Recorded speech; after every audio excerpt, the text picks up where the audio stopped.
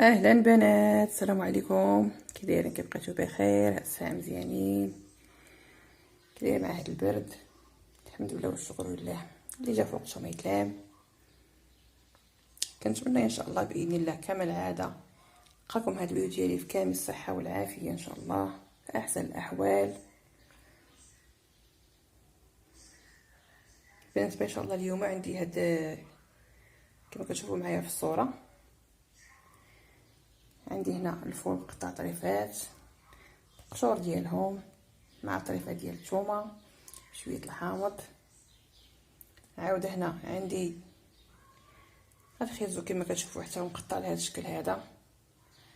ان شاء الله باذن اليوم جاتني الفكره نشارك معكم هذه المقبله ديالي، واخا كنت عوان ندير معكم حتى شي بلور حتى هو، نظرا لضيق الوقت عندي دخلت الكوزينه في وقت معطل، كان عندي شي شغل بديت شقات الكوزينه شويه معطله. قلت ان شاء الله نكتفي غير بهاد جوج المقبلات هادو، واخا ان شاء الله راه الشي فلور حتى هو بنفس الطريقه حتى هو كيتحضر. عندي هنا كما كتشوفوا هاد الفول هذا، غير هي النصيحه اللي نعطيكم، خص الفول يكون طري باش ان شاء الله طيبوه كما كتشوفوا في الصوره بالقشور ديالو. حتى الا ما كانش هكا الفول طري، الا ما لقيتوش طيبوا مثلا الفول العادي اللي غتلقاوه في السوق، غير هو كتحيدوا هاد القشره كطيبوا غير الحبات اللي الداخل بنفس الطريقه. ولكن هاد الفول بالقشور ديالو كيجي رائع، واحد البنه يا سلام، مع ديك القشره الفوقانيه ديالو كتكون شويه فتيه وطريه، كتجي لبيبه في الماكله ديالها. يعني يستحسن يطيب بهذه الطريقه بالقشور ديالو. هو كما قلت لكم تقداو الفول ان شاء الله يكون شويه طري.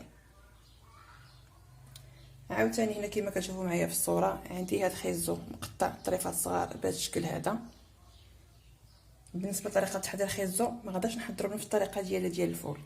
هاد الخيزو كيف ما شفتوا معايا بعد ما قطعته ووصلته على هذا الشكل هذا مقطع طريفات صغار، غادا نسلقو مع شويه الملحه وشويه الحامض، صافي الله يجعل شي بركه حتى يتسلق. عاد نكمل ان شاء الله طريقه كيفاش كنحمض هذا الخيزو هذا. اما هذا الفول كي كندير ليه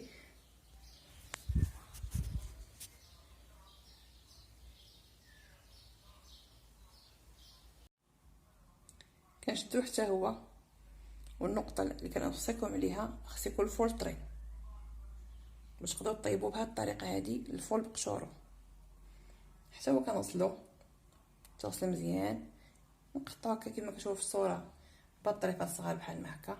غير هو كنشدو صافي كنحطو هكا في الكوكو ديالي، كندير عليه العطريه ديالو كامله من الاول، وكيطيب على عافيه مهيله، ماشي بحال الشكل ديال الخيزو اولا شي فلور اولا مثلا الطنجه تا هو محمض. هذا كيطيب من الاول بالعطريه ديالو كيجي يا سلام.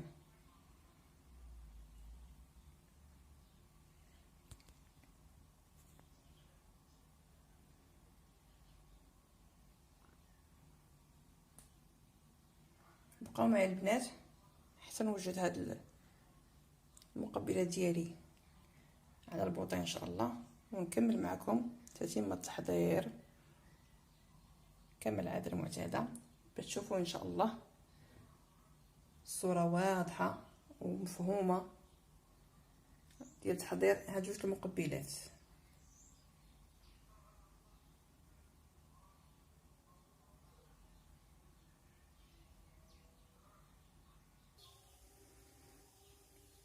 كما كتشوفوا هنا معايا البنات بدات الخيزو ديالي كيتسلق في الكوكوط كما العاده، الطريقه اللي كتعرف اي سيده مغربيه كيف تسلق الخضره ديالها اللي كتبغي كتحمضها مع شويه ملحه طريفات الحامض. هنا جيت معكم على حسب هذا الفول هذا. هذا الفول كما قلت لكم كنصبوا من الطريق من الاول ديالو صافي بهاد المكونات هذه. بالنسبه لهاد الطريقه كديروها الا مثلا بغيتو ديروا الفول هكا بالقشور ديالو على هذا الشكل هذا، صافي كديروا العطريه ديالها كامله باش ما تنساوش العطريه ديال الحوت. اي وحده كتعرف شنو هي العطريه ديال الحوت، هي الحمراء الكمون الثومه.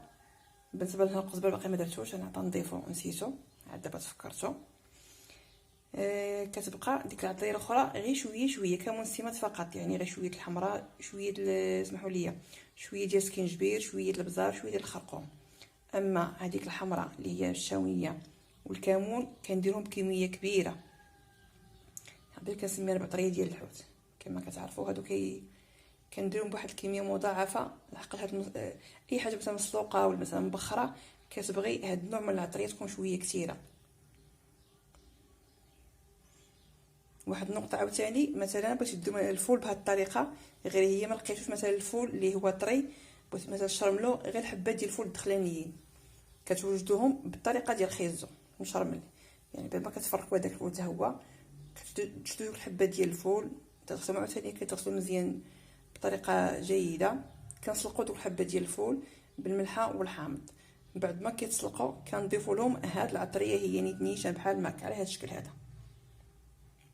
هاد العطريه مع الربيع صافي كنشحروهم واحد شويه، كنخليو الحامض هو الاخر حتى كنطفيو مثلا نطفيو البوطه، عاد كنضيفوا الحامض ديالنا.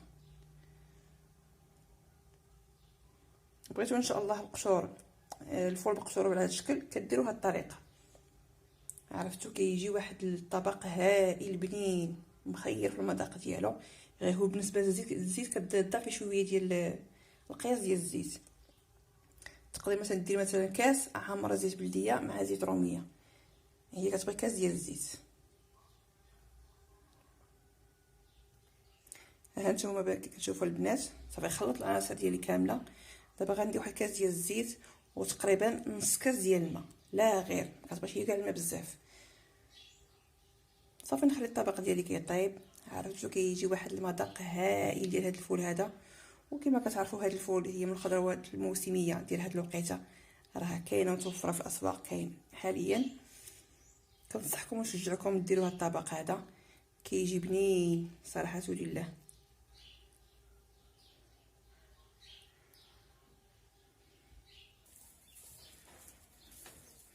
صافي البنات كما كتشوفوا معايا وصل الفيديو النهايه ديالو. كنت نختم معكم هاد النهايه بهذا المنظر زوين.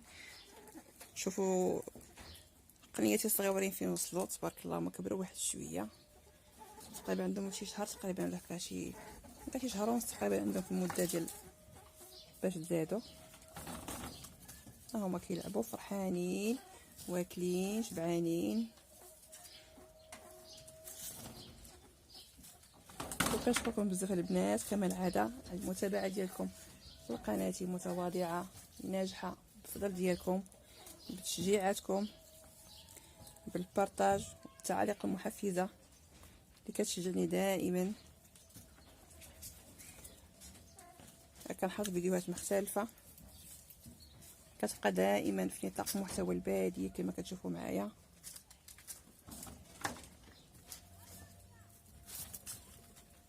كنتمنى ان شاء الله تفرجوا الفيديو حتى للاخير ديالو، تشوفوا المده كامله باش تثبت المشاهده. والى فيديو اخر ان شاء الله باذن الله.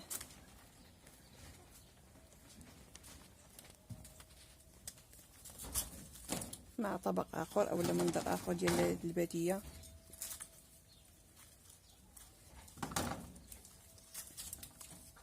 وما تنساوش دائما كما تنقول لكم المزيد من بارطاج قناتي باش تزيد تعرفي ان شاء الله وتكبر بفضل مجهوداتي وفضل البارطاج ديالكم والمشاركه والمتابعه ديالكم ليها دائما.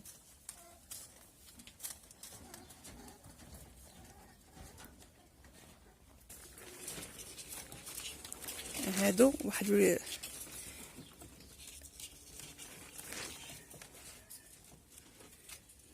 كما كتشوفوا هادو وليدات مختلف، وليدات في واحد القفص اخر ماشي بحال الاولين. هادو اليفين فيما كنجي عندهم كيبقاو كيلعبوا معايا. بالنسبه لدوك اللوين دوك البيضين شويه تيخافوا، هادو لا. هانتوما شوف